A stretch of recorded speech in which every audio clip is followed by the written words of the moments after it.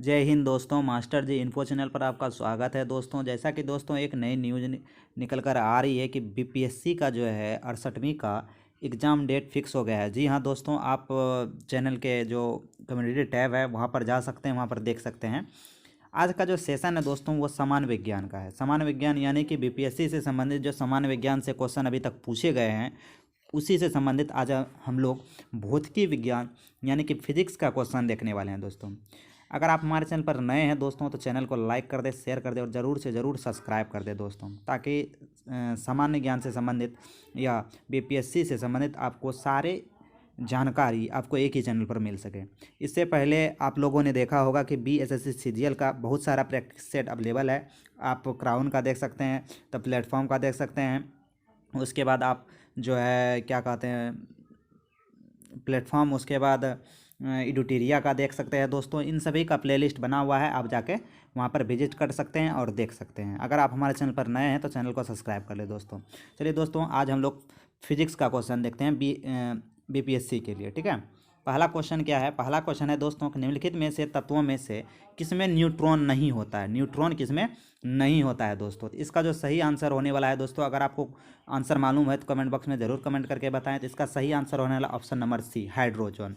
Hydrogen में कोई भी न्यूट्रॉन नहीं होता है, उसमें एक प्रोटॉन होता है, एक इलेक्ट्रॉन होता है। अब उसके विश्लेषण को हम लोग देखते हैं। विश्लेषण में है हाइड्रोजन की परमाणु क्रमांक 1 होता है। साधारण हाइड्रोजन समस्थानिक पोटेशियम का कोई न्यूट्रॉन नहीं होता है। भारी हाइड्रोजन समस्थानिक में ड्यूटेरियम में 1 न्यूट्रॉन होता है, जबकि अत्यंत भारी हाइड्रोजन समस्थानिक टाइटेरियम में 2 न्यूट्रॉन होता है। तो डायरेक्ट बात करें हाइड्रोजन में न्यूट्रॉनों की संख्या तो नहीं होती है। ठीक है दोस्तों, चलते हैं दूसरे प्रश्न की ओर। दूसरा जो प्रश्न है देखते हैं, एंगस्ट्रम इकाई है। तो एंगस्ट्रम किसकी इकाई है? तो इसका सही आंसर होने वाला है ऑप्शन नंबर ए, तरंगदैर्घ्य की। एंगस्ट्रम किसकी इकाई है? तरंगदैर्घ्य की। तरंगदैर्घ्य की बात करें दोस्तों, तरंगदैर्घ्य के बारे में जो एक जानकारी है उसे हम लोग साझा करते हैं कि तरंगदैर्घ्य का मापन एंगस्ट्रम से किया जाता है। एक एंगस्ट्रम बराबर 10⁻10 मीटर होता है। ये काफ़ी बार एग्जाम में पूछा गया है दोस्तों। चलिए अगले प्रश्न की ओर। तीसरा नंबर प्रश्न की बात करें दोस्तों, प्रकाश वर्ष किसकी इकाई है? प्रकाश वर्ष किसकी इकाई है? तो इसका सही आंसर होने वाला ऑप्शन नंबर सी, दूरी की। प्रकाश वर्ष दूरी की इकाई है। इसके बारे में अगर हम लोग विश्लेषण की चर्चा करें तो विश्लेषण में जो दिया गया है दोस्तों देख सकते हैं, प्रकाश वर्ष द्वारा एक वर्ष में तय की गई दूरी को एक प्रकाश वर्ष यानी कि लाइट ईयर कहते हैं। एक प्रकाश वर्ष बराबर 9.46 × 10⁻15 मीटर होता है। ये भी काफ़ी बार एग्जाम में पूछा गया है कि एक प्रकाश वर्ष बराबर कितना होता है? तो 9.46 × 10⁻15 मीटर। ठीक है, चलते हैं अगले प्रश्न की ओर। चौथा नंबर प्रश्न है दोस्तों कि आवृत्ति का मापा जाता है। आवृत्ति को किससे मापा जाता है? तो 4 का यहाँ जो सही आंसर होने वाला है दोस्तों, आवृत्ति का मापक क्या होता है? तो हर्ट्ज होता है। ठीक, क्या होता है दोस्तों? आवृत्ति का हर्ट्ज होता है। ठीक है, इसका विश्लेषण की बात करें दोस्तों तो विश्लेषण जो दिया गया है, आवृत्ति का ऐसा मात्रक हर्ट्ज होता है। एक सामान्य मनुष्य 20 हर्ट्ज से 20,000 हर्ट्ज आवृत्ति को ध्वनि को सुन सकता है दोस्तों। वहीं श्रव्य तरंगें ये जो कहलाती है दोस्तों 20 हर्ट्ज से 20,000 हर्ट्ज श्रव्य तरंगें। अब श्रव्य तरंगें किसे कहते हैं? अब श्रव्य तरंगें वह तरंगें हैं जो 20 हर्ट्ज से कम है। 20 हर्ट्ज से कम की तरंगे को 20 हर्ट्ज से कम की तरंगों को क्या कहते हैं दोस्तों? अवश्रव्य तरंगें। वहीं 20,000 हर्ट्ज से अधिक वाली तरंगों को पराश्रव्य तरंगें कहते हैं, जो मनुष्य नहीं सुन सकता। ठीक है दोस्तों, वीडियो अगर अच्छा लगे तो मास्टर जी इन्फो को सब्सक्राइब कर ले दोस्तों, ताकि बीपीएससी से संबंधित सारी तैयारी आपको एक प्लेटफॉर्म पर मिल सके। 5वें नंबर प्रश्न की बात करें दोस्तों, 5वां नंबर जो प्रश्न है उसमें दिया गया है कि घड़ी में प्रयोग होने वाला क्वार्ट्ज क्रिस्टल होता है। घड़ी में प्रयोग होने वाला क्वार्ट्ज क्रिस्टल क्या होता है? तो देखते हैं, इसका सही आंसर होगा ऑप्शन नंबर बी, सिलिकॉन। घड़ी में प्रयोग होने वाला क्वार्ट्ज क्रिस्टल सिलिकॉन डाइऑक्साइड होता है। विश्लेषण की बात करें तो विश्लेषण में क्या दिया गया है? विश्लेषण में देख सकते हैं घड़ी में प्रयोग होने वाले क्वार्ट्ज क्रिस्टल सिलिकॉन डाइऑक्साइड का बना होता है। इसका जो सूत्र होता है SiO2 होता है। प्राकृतिक रूप में इनमें से कुछ रॉक क्रिस्टल और राइनो स्टोन के रूप में भी पाए जाते हैं। वस्तुतः जिनका वाणिज्यिक रूप से उपयोग होता है वे मानव निर्मित होते हैं। तो इसका जो सही आंसर है दोस्तों, आप देख सकते हैं घड़ी का में प्रयोग होने वाला क्वार्ट्ज क्रिस्टल सिलिकॉन डाइऑक्साइड का बना होता है। क्वार्ट्ज क्रिस्टल प्रयोग रेडियो में, टेलीविज़न में आदि में किया जाता है। चलते हैं 6ठे नंबर प्रश्न की ओर। छठा नंबर जो प्रश्न है, हर्ट्ज में क्या मापा जाता है। फिर क्वेश्चन वही घूम गया दोस्तों। हर्ट्ज में मापा जाता है आवृत्ति को, या डायरेक्ट पूछेगा आवृत्ति को किस में मापा जाता है, तो हर्ट्ज में। चलते हैं इसके विश्लेषण के बारे में। विश्लेषण की बात करें दोस्तों कि आवृत्ति का ऐसा मात्रक हर्ट्ज होता है, अर्थात हर्ट्ज की आवृत्ति में मापा जाता है। इसे HZ द्वारा सूचित किया जाता है। एक मनुष्य 20 हर्ट्ज से 20,000 हर्ट्ज की आवृत्ति की ध्वनि को सुन सकता है दोस्तों। ठीक है, चलते हैं 7वें नंबर प्रश्न की ओर। 7वां नंबर जो प्रश्न है, विद्युत शक्ति की इकाई क्या होता है। विद्युत शक्ति की जो इकाई होता है, इसका सही आंसर हो जाएगा वाट। क्या होता है, वाट होता है। ठीक है, चलते हैं इसका विश्लेषण की ओर। विश्लेषण में कहा गया कि विद्युत शक्ति यानी कि पावर इक्वल टू W यानी कि कार्य बटे समय। शक्ति की इकाई कार्य बटे समय, कभी बार सूत्र भी पूछ लिया जाता है। विद्युत शक्ति का ऐसा इकाई वाट होता है दोस्तों। चलते हैं अगले प्रश्न की ओर। 8वें नंबर प्रश्न की बात करें दोस्तों। 8वां नंबर जो प्रश्न है, दृश्य स्पेक्ट्रम के तरंगदैर्घ्य की सीमा कितनी है। तो दृश्य स्पेक्ट्रम की तरंगदैर्घ्य सीमा कितनी है, इसका सही आंसर होने वाला option number B, 3900 degree angstrom से 7800 डिग्री एंगस्ट्रम या 7600 डिग्री एंगस्ट्रम। तो इसका सही आंसर होने वाला option number B, 3900 degree angstrom से 7600 डिग्री एंगस्ट्रम। कभी कभी 7800 डिग्री एंगस्ट्रम भी दे दिया जाता है। चलते हैं इसके विश्लेषण को देखते हैं दोस्तों। विश्लेषण को देख लेते हैं। विश्लेषण में देखिए यहाँ दिया गया है कि दृश्य स्पेक्ट्रम प्रकाश वर्ष से संबंधित कोई निश्चित सीमा रेखा निर्धारित करना कठिन है। यह व्यक्ति की उम्र, आँखों की क्षमता, प्रकाश स्रोत, दूरी, तीव्रता आदि की बातों पर निर्भर करता है। सामान्य तौर पर इसकी सीमा 320 नैनोमीटर से 860 नैनोमीटर एंगस्ट्रम होता है। ये एंगस्ट्रम में इसकी बात करें तो 3200 डिग्री एंगस्ट्रम से 8600 डिग्री एंगस्ट्रम होता है। अमेरिका के अंतरिक्ष एजेंसी नासा ने इसकी सीमा 380 से 700 नैनोमीटर यानी NM तक बताया है। NCERT की पुस्तक में इसकी सीमा जो है 400 से 700 नैनोमीटर लिखी जाए। कई बार नैनोमीटर में भी क्वेश्चन पूछा जाता है, इसलिए मैंने विश्लेषण इसका किया। ठीक है, चलते हैं 9 नंबर प्रश्न की ओर।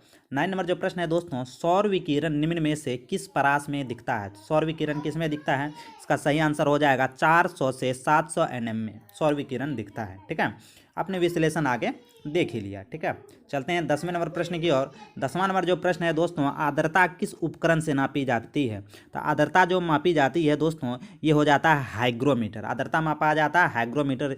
देख सकते हैं दोस्तों, अभी जो आप लोग प्रश्न देख रहे हैं, ये BPSC के प्रीवियस ईयर प्रश्न है जो साइंस से पूछे गए हैं दोस्तों। ये जो प्रश्न है 64वां BPSC प्री 2008 का प्रश्न था, आर्द्रता किस उपकरण से मापा जाता है। तो इसका सही आंसर हो जाएगा हाइग्रोमीटर। वहीं अपेक्षिक आर्द्रता, वहीं अपेक्षिक घनत्व कहे तो ये हाइड्रोमीटर अपेक्षिक घनत्व हो जाएगा। क्या हो जाएगा, अपेक्षिक घनत्व। चलते हैं इसके विश्लेषण के बारे में थोड़ा देख लेते हैं।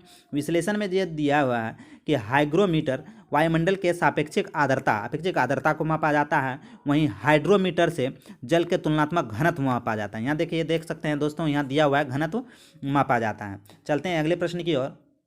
अगला जो प्रश्न है देख लेते हैं कि दाब की इकाई क्या है। तो दाब की इकाई क्या है दोस्तों, तो इसका सही आंसर हो जाएगा न्यूटन वर्ग मीटर। न्यूटन बटे मीटर स्क्वायर या न्यूटन वर्ग मीटर। ये काफ़ी इंपॉर्टेंट प्रश्न है जो काफ़ी बच्चों को परेशान करता है, तो यह याद रखेंगे दोस्तों।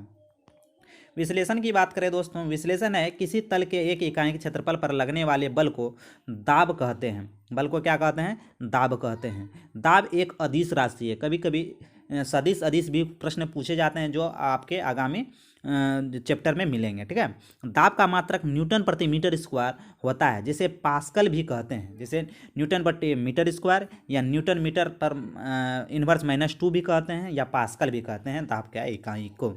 ठीक है, दाब का मात्रक है, देख लीजिए दोस्तों, यहाँ भी पूछ लिया गया है। ये 65वीं BPSC प्री 2019 का क्वेश्चन है। दाब का मात्रक क्या है, तो दाब का मात्रक जो है ऑप्शन नंबर ई हो जाएगा दोस्तों। किस लिए ऑप्शन नंबर ई हो जाएगा, इसमें देख सकते हैं आप, मैंने पहले ही बता चुका है कि न्यूटन प्रति मीटर स्क्वायर भी होता है। ठीक है, न्यूटन प्रति मीटर स्क्वायर भी होता है, और इसमें से ऑप्शन इसमें कोई नहीं है। ठीक है, चलते हैं अगले प्रश्न की ओर। अगला प्रश्न देख लेते हैं। अगला प्रश्न क्या है, वीडियो अच्छा लगे तो मास्टर जी इनको को सब्सक्राइब कर लें। ठीक है, निम्नलिखित में से कौन सी अदिश राशि है। तो अदिश राशि इनमें से कौन है, तो दाब एक अदिश राशि है। ठीक है, चलते हैं विश्लेषण की ओर। विश्लेषण में क्या कह रहा है कि विश्लेषण में वे राशियां जिनकी वे राशियां जिनकी व्यक्त करने के लिए दिशा एवं परिणाम दोनों की आवश्यकता होती है सदिश राशियां कहलाती है। उदाहरण के लिए बल, वेग, विस्थापन, त्वरण, संवेग आदि। ऐसे याद रखेंगे दोस्तों, सदिश राशि संवेग, आवेग, त्वरण, वेग, बल, भार, विस्थापन, एक क्रम में संवेग, आवेग, त्वरण, वेग, बल, भार, विस्थापन, ये सब जो हैं सदिश राशियां। इसके बाद जो आएंगे अदिश राशियां होती हैं। ठीक है, अब अदिश राशियां की बात करें दोस्तों, व्यक्त करने का वे केवल परिणाम को जो व्यक्त करे उसे अदिश कहते हैं, जिसमें दिशा नहीं हो, जिसमें दिशा नहीं हो, केवल परिणाम हो, अदिश राशि कहलाती है। ठीक है, अदिश, अदिश का मतलब जिसमें दिशा नहीं हो, सिर्फ परिणाम हो। उदाहरण के लिए आयतन, दाब, चाल, दूरी, ये सब जो हैं अदिश राशियां हैं। चलते हैं 14वें नंबर प्रश्न की ओर। 14वां नंबर जो प्रश्न है, निम्नलिखित में से किस राशि का मात्रक नहीं है, किस राशि का मात्रक नहीं है? तो ऑप्शन नंबर सी, यहाँ विकृति का कोई मात्रक नहीं होता है दोस्तों। ठीक है, चलते हैं विश्लेषण की ओर। विश्लेषण में अगर हम लोग देखना चाहें तो किसी वस्तु की विमा में आया परिवर्तन और उस वस्तु की मूल विमा का अनुपात को विकृति कहते हैं। विकृति एक विमाहीन राशि है, अर्थात इसका कोई मात्रक नहीं होता है। चलते हैं अगले प्रश्न की ओर। 15वां नंबर प्रश्न की बात करें दोस्तों, सही कथन चुनना है इसमें। इसमें पहला जो है, लाल प्रकाश का तरंगदैर्घ्य बैंगनी प्रकाश से कम होता है, लाल प्रकाश का तरंगदैर्घ्य बैंगनी प्रकाश से ज़्यादा होता है। तो ये तो पहले ही गलत हो जाएगा, ये तो सही लग रहा है। ठीक है, तीसरा नंबर देखते हैं, बैगनी प्रकाश का तरंगदैर्घ्य हरे प्रकाश में ज़्यादा होता है, ये भी गलत है दोस्तों। बैगनी प्रकाश का तरंगदैर्घ्य पीले प्रकाश में ज़्यादा होता है, ये भी गलत है। उपयुक्त में से कोई भी नहीं, ये नहीं हो सकता है दोस्तों। तो ये हमारा आंसर नंबर जो हो जाएगा, ये बी हो जाएगा। लाल प्रकाश का तरंगदैर्घ्य बैगनी रंग के प्रकाश से ज़्यादा होता है। ठीक है, तरंगदैर्घ्य की यहाँ बात करें दोस्तों। चलते हैं इसका विश्लेषण देख लेते हैं। विश्लेषण जो दिया हुआ है कि बैंगनी रंग का तरंगदैर्घ्य सबसे कम व आवृत्ति सबसे अधिक होता है, जबकि लाल रंग का तरंगदैर्घ्य सबसे अधिक होता है। लाल रंग का तरंगदैर्घ्य और वेग अधिक होगा, और सब जितना चीज़ पूछे वह बैंगनी रंग का अधिक होता है। ऐसे याद रखेंगे कि लाल रंग का तरंगदैर्घ्य और वेग अधिक होता है, और सब चीज़ जितना चीज़ वो पूछ ले, आवृत्ति पूछे और सब चीज़ पूछे, सब बैंगनी का अधिक होता है दोस्तों। ठीक है, चलते हैं अगले प्रश्न की ओर। 16वां नंबर प्रश्न की बात करें दोस्तों। 16वां नंबर जो प्रश्न है, एक परमाणु के केंद्रों का घनावेशित हिस्सा क्या कहलाता है? एक परमाणु के केंद्र का घनावेशित हिस्सा क्या कहलाता है? तो इसका सही आंसर होने वाला है न्यूक्लियस। क्या होने वाला है? न्यूक्लियस। ठीक है, न्यूक्लियस इसका सही आंसर होने वाला है। चलिए दोस्तों, आगे का प्रश्न देख लेते हैं। आगे जो प्रश्न दिया गया है, आगे का जो प्रश्न है, एक परमाणु के केंद्र का घनावेशित, एक परमाणु के केंद्र का घनावेशित हिस्सा नाभिक या न्यूक्लियस कहलाता है। नाभिक या न्यूक्लियस के परमाणु का केंद्र कहते हैं। परमाणु के नाभिक में प्रोटॉन न्यूट्रॉन अवस्थित रूप में न्यूक्लियस कहलाते हैं, यानी प्रोटॉन और न्यूट्रॉन को मिक्स रूप से यानी मिश्रित रूप से न्यूक्लियस कहलाते हैं। इलेक्ट्रॉन बाहर में चक्कर लगाता है। बात करें कि प्रोटॉन और न्यूट्रॉन का द्रव्यमान जो होता है दोस्तों, एक ही होता है कि 1.672 गुना 10⁻27 kg। ठीक है, 10⁻27 kg होता है। ठीक है, बात करें इनकी खोज क्रमशः जो है, प्रोटॉन की खोज रदरफोर्ड ने की थी और न्यूट्रॉन की खोज जेम्स चैडविक ने की थी। प्रोटॉन की खोज रदरफोर्ड ने की थी, न्यूट्रॉन की खोज जेम्स चैडविक ने की थी। इलेक्ट्रॉन की खोज किसने की? आप कमेंट बॉक्स में जरूर कमेंट करके बताएं दोस्तों। ठीक है, चलते हैं 17वां नंबर प्रश्न की ओर। 17वां नंबर जो प्रश्न है, एक ठोस के सीधे गैस में परिवर्तन को क्या कहलाते हैं? तो ये कहलाता है ऊर्ध्वापातन। एक ठोस सीधा अगर गैस में परिवर्तन हो जाए तो ऊर्ध्वापातन कहलाता है। ऊर्ध्वापातन से संबंधित जो हमारे पास फैक्ट है उसको देख लेते हैं। ऊर्ध्वापातन वह प्रक्रिया है जिसके द्वारा ठोस पदार्थ एवं द्रव में परिवर्तित हुए बिना सीधे गैसीय अवस्था में परिवर्तित हो जाते हैं तथा गैसीय अवस्था में से सीधे ठोस अवस्था में आ जाता है। चलते हैं 18वें नंबर प्रश्न की ओर। 18वां नंबर जो प्रश्न है उसको देख लेते हैं कि कॉस्मिक किरणें क्या है? कॉस्मिक किरणें क्या है? तो इसका सही आंसर होने वाला आवेशित कण। कॉस्मिक किरणें क्या है? तो ये आवेशित कण है। तो इसका हम लोग विश्लेषण देख लेते हैं। कॉस्मिक किरणें विद्युत चुम्बकीय स्पेक्ट्रम का भाग नहीं है, उच्च ऊर्जा के आवेशित कण हैं जो अंतरिक्ष में लगभग प्रकाश की गति से गमन करते हैं। यानी कि कॉस्मिक किरणें का अगर वेग की बात करें तो प्रकाश की गति के बराबर होता है दोस्तों। 19वां नंबर प्रश्न की बात करें दोस्तों, 2G स्पेक्ट्रम में जी का क्या अर्थ है? तो जी का जो अर्थ है यहाँ दोस्तों, जनरेशन का अर्थ है। जी का मतलब है जनरेशन। चलते हैं अगले प्रश्न की ओर।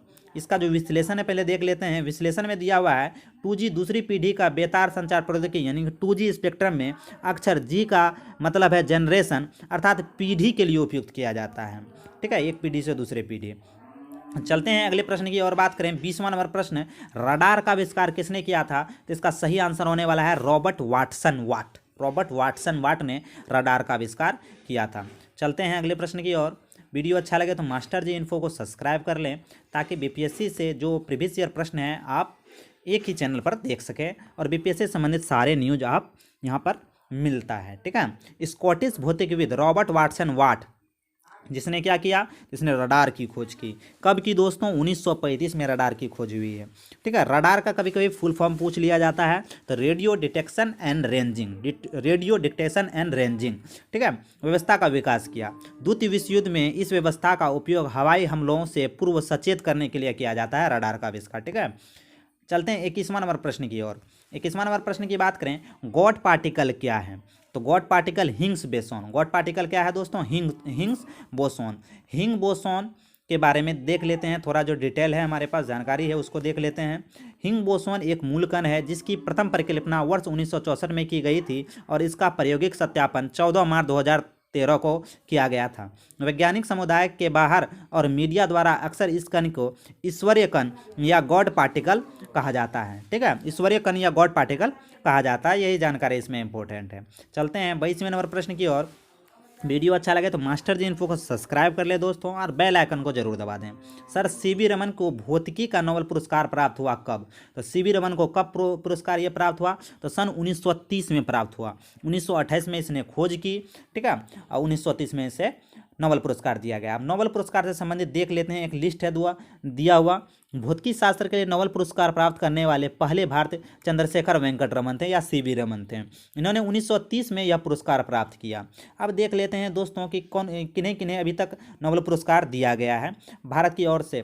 तो भारत की ओर से किन्होंने नोबेल पुरस्कार लिया है, तो रविंद्रनाथ टैगोर ने साहित्य के लिए सर्वप्रथम 1913 में लिया था दोस्तों, रविंद्रनाथ टैगोर। सीवी रमन ने भौतिकी के क्षेत्र में सर्वप्रथम 1930 में लिया है।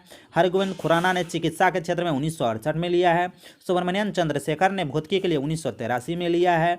मदर टेरेसा ने शांति के लिए 1989 में लिया है। अमर्त्य सेन ने अर्थशास्त्र के लिए, यानी कि अर्थशास्त्र की बात करें सर्वप्रथम जो लिया है भारतीय कौन थे, तो 1998 में अमर्त्य सेन लिए थे। ठीक है, बात करें फिर शांति के लिए जो लिए हैं, मदर टेरेसा पहले थे, कैलाश सत्यार्थी दूसरे व्यक्ति थे जिन्होंने शांति के लिए 2014 में क्या लिया, तो शांति के लिए नोबेल पुरस्कार लिया। कैलाश सत्यार्थी ही किन के साथ में, तो मलाला यूसुफजई जो पाकिस्तान की थी उन्हीं के साथ में इन्होंने शांति का नोबेल पुरस्कार साझा रूप से प्राप्त किया था। वी रामकृष्णन की बात करें तो रसायन के क्षेत्र में 2009 में लिए थे। अभिजीत बनर्जी ने अर्थशास्त्र में 2019 में लिया। तो बात करें अभी तक दोस्तों अर्थशास्त्र में 2 बार नोबेल पुरस्कार भारत जीत चुका है। इसमें से अमर्त्य सेन ने 1998 में और अभिजीत बनर्जी ने 2019 में। ठीक है दोस्तों, तो जानकारी आपको कैसी लग रही है एक बार कमेंट बॉक्स में जरूर कमेंट करके बताएं दोस्तों। टेलीस्कोप की खोज किस वैज्ञानिक ने की थी, टेलीस्कोप की खोज किसने की है दोस्तों, गैलीलियो ने टेलीस्कोप की खोज की है दोस्तों। चलते हैं अगले प्रश्न की ओर। आज के इस टॉपिक में 30 प्रश्न डाले गए हैं दोस्तों, इसमें से 30वां प्रश्न नहीं दिख रहा है तो आज यहीं पर रहने देते हैं। ठीक है, मिलते हैं अगले वीडियो में। कमेंट करके ज़रूर बताएं कि आपका आज का ये वीडियो आपको कैसा लगा, मैं इसे कंटिन्यू रखूं या यहीं इसको रोक दूं। ठीक है दोस्तों, कमेंट करके ज़रूर हमें कमेंट करके बताएं, आपके कमेंट का जवाब दिया जाएगा दोस्तों। मिलते हैं अगले वीडियो में। और एक बात दोस्तों कि बीएसएससी सीजीएल का बहुत सारा प्रैक्टिस सेट अवेलेबल है। अगर आप बीएसएससी सीजीएल का एग्ज़ाम देने वाले हैं तो आप ज़रूर से विजिट करें और सारे प्रैक्टिस सेट को देख लें, आपको काफ़ी मदद मिलेगी क्वेश्चन का जवाब देने में। ठीक है दोस्तों, मिलते हैं अगले वीडियो में। जय हिंद, जय भारत।